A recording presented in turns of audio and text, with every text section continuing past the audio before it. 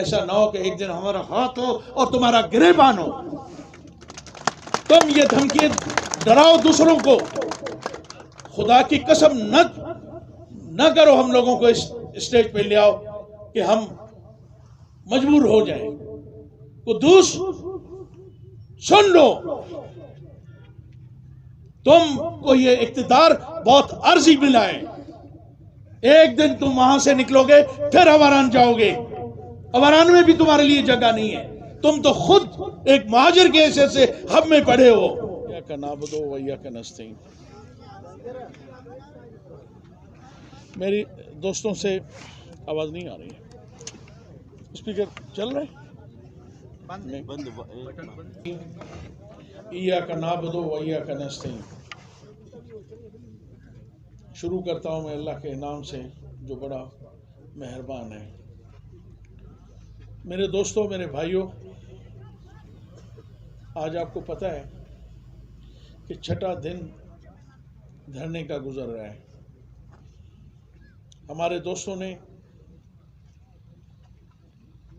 2-3 दिन बुलहान में वहाँ पे गुजारे। आज ये हमें तीसरा दिन है, तीसरी रात है, शायद चौथा दिन है।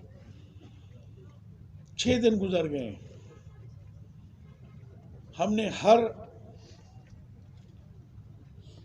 कोशिश की जो कानून, आइन और अखलाकियात के दायरे के अंदर रहे, मगर मैं ये महसूस कर रहा हूँ कि मौजूदा हमारी सूबाई हुकूमत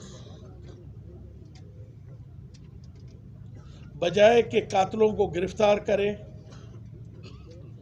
कातलों को कानून के दायरे में लाए, वो उनको प्रोटेक्ट कर रही है, उनकी हिफाजत कर रही है, उनको मौके फराहम कर रही है कि वो मुल्क छोड़ के चले जाएं। और माशाअल्लाह माशाअल्लाह एक रैली निकल रही है इस्तेकाम पाकिस्तान की, उसमें कातिल इश्तिहारी वो भी शामिल होंगे। मैं हुकूमत बलूचिस्तान से पूछ रहा हूं कि आखिर क्या मजबूरी है, इतनी बेहसी क्यों है? क्या इस मुल्क में कोई कानून भी है? कानून नाम की कोई चीज भी है? असेंबली और पार्लियामेंट और कोर्ट के बीच की सड़क पे हम बैठे हुए हैं। मुसलसल हमें तीसरा चौथा दिन है यहां पे, मगर गवर्नमेंट को कुछ एहसास ही नहीं है। क्या हुकूमतें ऐसे चलती हैं? कहते हैं कि हजरत अली का कौल है कि जुल्म की हुकूमतें चल सकती हैं, जहां नाइंसाफी हो वो हुकूमतें नहीं चलती। मसला कुद्दूस हुकूमत का नहीं है, मसला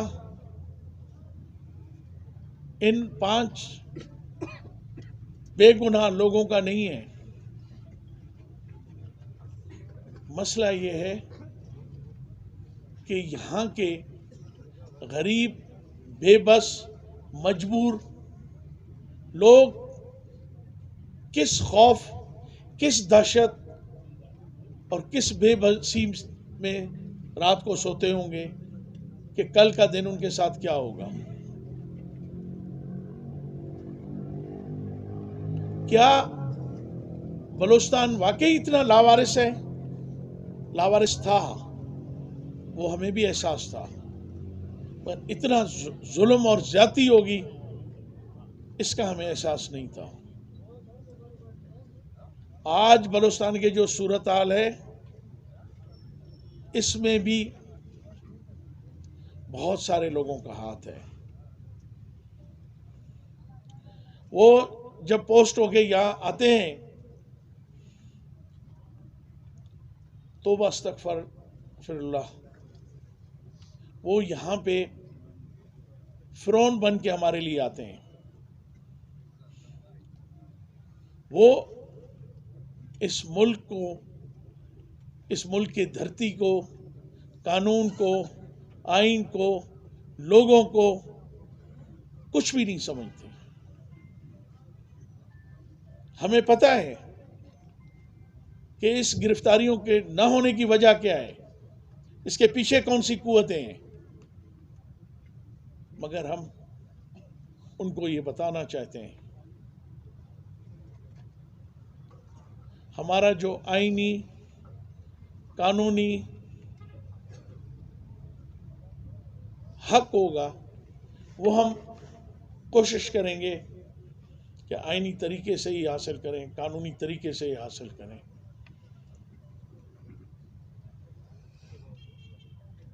मगर जुल्म करने वाला थक जाएगा, हम बर्दाश्त करने वाले इंशाल्लाह बर्दाश्त करेंगे, मगर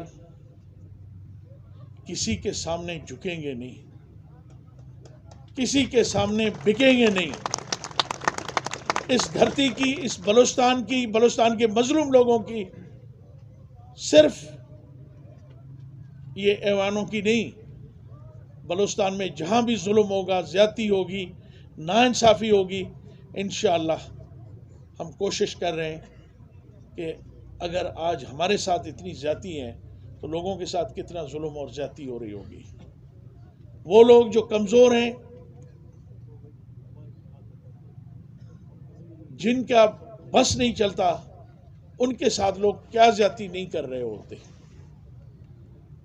आज इस बेबस पार्लियामेंट के सामने मैं खड़ा हूं, मैं उसका मेंबर हूं, मुंतखब मेंबर हूं। सामने मेरे हाई कोर्ट की बिल्डिंग है और मैं 4 दिन से यहां पड़ा हुआ हूं। खुद हजारों लोग मेरे साथ सारा दिन यहां मौजूद होते हैं। फिर भी अगर हम क्या मांग रहे हैं आपसे, क्या हम आपसे चीफ मिनिस्ट्री मांग रहे हैं, आपसे वजारत मांग रहे हैं, आपसे फेवर मांग रहे हैं, आपसे नौकरी मांग रहे हैं? आपसे हम इंसाफ मांग रहे हैं, इंसाफ। खुदारा लोगों को इतना मजबूर मत करो कि वो बहुत कुछ सोचने पे मजबूर हो जाएं। ये धमकियां, ये जोर ज्यादती कहीं और चलाएं।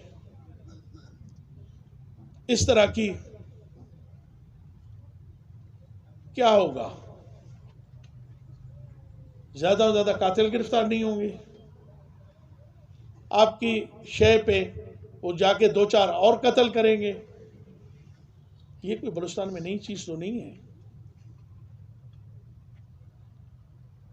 मगर अगर आपकी अदालत से इनको इंसाफ नहीं मिला तो अल्लाह की अदालत से तो इंसाफ इनको जरूर मिलेगा इंशाअल्लाह। और ये बताएं कि जब तक अल्लाह की अदालत से इंसाफ नहीं मिलता उस वक्त तक हम अल्लाह को ज़रूर ये उसके हजूर में दुआ करेंगे कि अल्लाह इन बेगुनाह लोगों को तू इंसाफ मुहैया कर। मैं पूरे बलूचिस्तान के लोगों को कहता हूं कि कब तक आप लोग इन व्यापारी के सामने आप लोग बिकते रहेंगे? आपका ज़मीर, आपकी धरती, आपके बच्चों का हक ये चंद लोग कब तक लूटते रहेंगे? ये इलेक्शन के नाम पे जो हमारे साथ यहाँ फ्रॉड होता है, कब तक आप इसका हिस्सा बनते रहेंगे? चंद मखसूस लोग, एक खास टोला है बलूचिस्तान में, कभी किस इलेक्शन में किसको लाया जाता है, अगले इलेक्शन में किसको लाया जाता है। जो अच्छी बार्गेनिंग कर लेता है, जो अच्छे बूट पॉलिश कर लेता है, उसको अच्छी तरह नवाजा जाता है। आज मैं बलूचिस्तान के लोगों को एक पैगाम देना चाहता हूं कि खुदारा ख्वाब खरगोश से उठें और अपने अच्छे और बुरे की तमीज़ करें कि कौन बाज़मीर है, कौन आपके हक के लिए बात कर सकता है, कौन आपके लिए बातें तो यहाँ बहुत सारी हम भी सुनते आए हैं असेंबली में। ये बंदरों की तरह उछल कूद भी हमने बहुत देखी, मगर जब बिकने का टाइम आया तो सबसे पहले वही बिके। क्या बुराई थी जाम की हुकूमत में? हमने भी उसकी मुखालफत की, उसके तरीक़ेकार की मुखालफत की, मगर अब जो बलूचिस्तान में हो रहा है, 3.5 अरब रुपए में पूरा बलूचिस्तान बेच दिया गया है, बिक गया है बलूचिस्तान। एक एक चीज फॉर सेल लगी हुई है। एक नायब तहसीलदार से लेके सेक्रेटरी तक बिक रहा है, मिनिस्ट्रियां बिक रही हैं, क्योंकि हम इस चीज में शामिल नहीं थे। न हमने खुद कुछ खाया, न लोगों को खिलाया। पहले तो चीजें बिकती थी, ठीके बिकते थे, पोस्टें बिकती थी, सेक्रेटरी बिकते थे, अब पूरा बलूचिस्तान बिक गया है। अभी तक सिर्फ रिकवरी हो रही है। मैं बलूचिस्तान के लोगों को कहता हूं, खुदारा कब तक आप लोग इस जुल्म, इस ज्यादती, इस नाइंसाफी को बर्दाश्त करते रहोगे? 6 दिन से हम लगे हुए हैं, 6 दिन से फरियाद कर रहे हैं, पुकार रहे हैं। मैंने अपने मुखालफिन की बात नहीं की, मेरे भी 250 लोग मरे हैं। मैं कभी एक दिन ये तवक्का किसी से नहीं की कि कोई बलोच हमारी इस कबायली लड़ाई में हमारी मदद करे, हेल्प करे। आज अगर मैं बात कर रहा हूं तो मैं उन मजलूमों की बात कर रहा हूं, उन मजबूरों की बात कर रहा हूं, बेकसों की बात कर रहा हूं। मगर कहीं आपको एक आवाज उठती आई? कहीं किसी ने अपनी ज़मीर की आवाज के मुताबिक एक लफ्ज बोला? हम तो आपके जहां भी हुआ, हुकूमत में होते हुए, मिनिस्ट्रियों में होते हुए, आपके हर चीज में हम शामिल हुए, आपके लिए आवाज उठाई। मगर क्योंकि कद्दूस हुकूमत में अब तो सबको फंड मिलेंगे ना, अब तो सबको मिनिस्ट्री है ना, सही आपको मिनिस्ट्रियों का चार्ज तो मिलेगा ना, आपको उनके कमीशन तो मिलेंगे ना। आपने बलूचिस्तान की बात नहीं करनी, बलूचिस्तान के बच्चों की, बलूचिस्तान की भूख की, बलूचिस्तान की नाइंसाफी की, ज्यादती की बात आप नहीं करेंगे। सो कॉल्ड आप अपोजिशन होंगे, अपोजिशन के नाम पे आप ड्रामा बनाएंगे, कभी इस्लाम के नाम पे तो कभी कौमियत के नाम पे, कभी बलूचिस्तान के साथ नाइंसाफी के नाम पे। मगर जब हकीकी बलूचिस्तान की धरती, बलूचिस्तान के गरीब, क्या मुसीबत है? अच्छा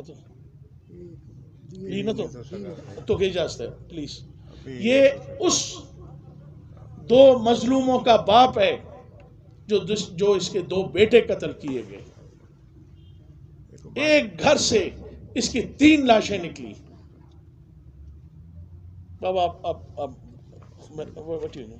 अब बैठ जाए, आराम करें। फिर कहते हैं कि सरदार यारमन ने उनको अगवा करके अपने साथ रखा हुआ है।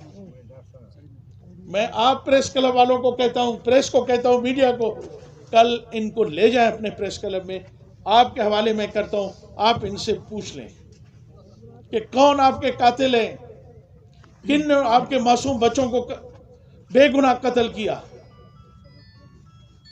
जमीन के एक टुकड़े के लिए। ये आज अगर हम इसको ना करते तो ऐसे कई कच्ची में और लोग होते जिनके घर भी बिकते, जिनकी जमीनें भी बिकती और जिनके बच्चे भी बेगुनाह मारे जाते। बात यह है कि अगर आप समझते हैं कि आप थक जाएंगे, बिल्कुल हमें पता है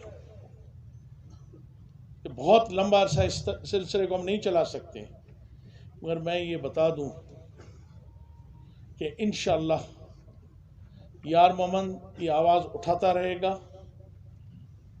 क्योंकि मैं समझता हूं कि मैंने, इस धरती ने मुझे, इन लोगों ने मुझे 9 दफ़ा मेंबर पार्लियामेंट मुंतखब किया, मुझे इज्जत दी,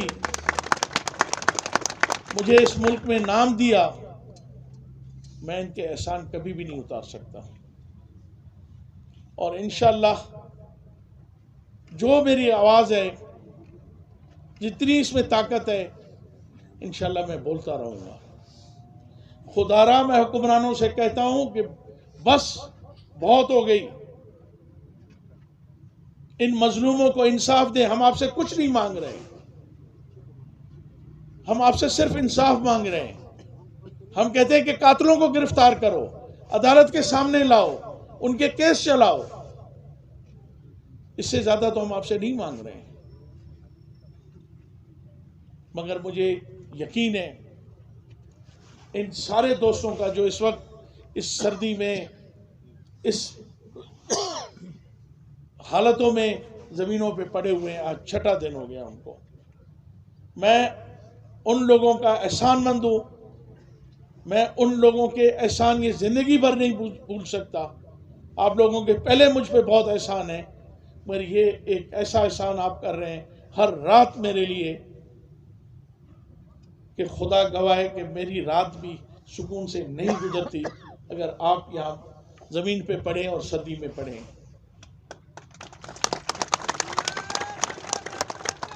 जिंदाबाद। क्योंकि मैं ये सिर्फ आपके लिए नहीं कह रहा हूं, बलूचिस्तान की तारीख भरी पड़ी है। आज तो आपके पास print, electronic media, social media, हर चीज आपके पास है। बलूचिस्तान की तारीख उन सहाफियों के सुनहरे अल्फाज में आज भी उनके नाम लिखे गए हैं जिन्होंने यहाँ के लिए जेलें काटी, जिनके बच्चे तालीम से महरूम रहे, 20-20 साल उन्होंने सजाएं काटी, दरपदर हुए, यहां से उठा के उनको लाहौर भेज दिया जाता था, उनको लाहौर के शाही किले में रखा जाता था, यहां उनके साथ ज्यादती और नाइंसाफी होती थी। आज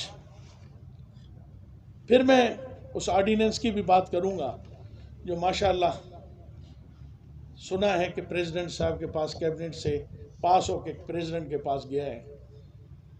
भाई वो तो पहले से कानून में था कि आप अदलिया और फौज के खिलाफ नहीं बोल सकते, मगर क्या नहीं बोल सकते,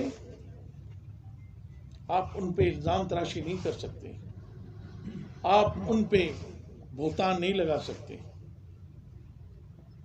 मगर जब कोई ज्यादती करे, कोई बाज़मीर गैरतमंद चुप भी नहीं रह सकता।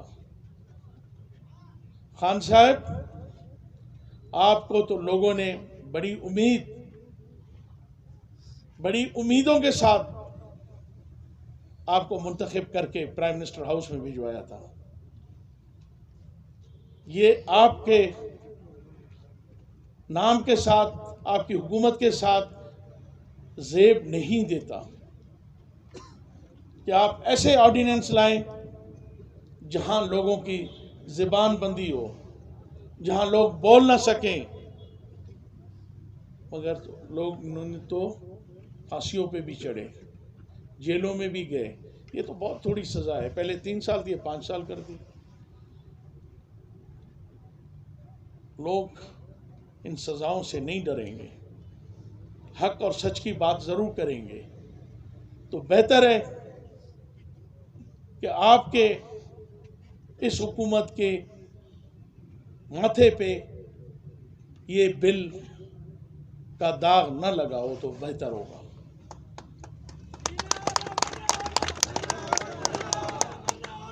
मैं आज आपको ये बताना चाहता हूं कि उस दिन आपके सामने हमने कहा था कि 48 घंटे हम इंतजार करेंगे, देखेंगे कि गवर्नमेंट क्या कर रही है। वो 48 घंटे भी आज पूरे हो गए। इंशाअल्लाह अगला अपना लाएअमल बहुत जल्दी हम हुकूमत के सामने लाएंगे अपना। ये आप न समझें कि सर्दी, भूख, ये फर्श, ज़मीन ये हमें थका देंगे। इंशाअल्लाह अगर हम जिस्मानी तौर पे थक भी गए तो ज़हनी तौर पे इंशाअल्लाह हम नहीं थकेंगे।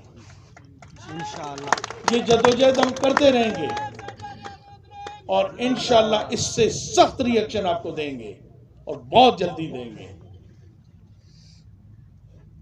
क्योंकि ये हमारा आईनी हक है, कानूनी हक है। अगर आप देंगे तो हम आपसे मिन्नत समाजत करके ले रहे हैं। ऐसा ना हो कि एक दिन हमारा हाथ हो और तुम्हारा गिरेबान हो।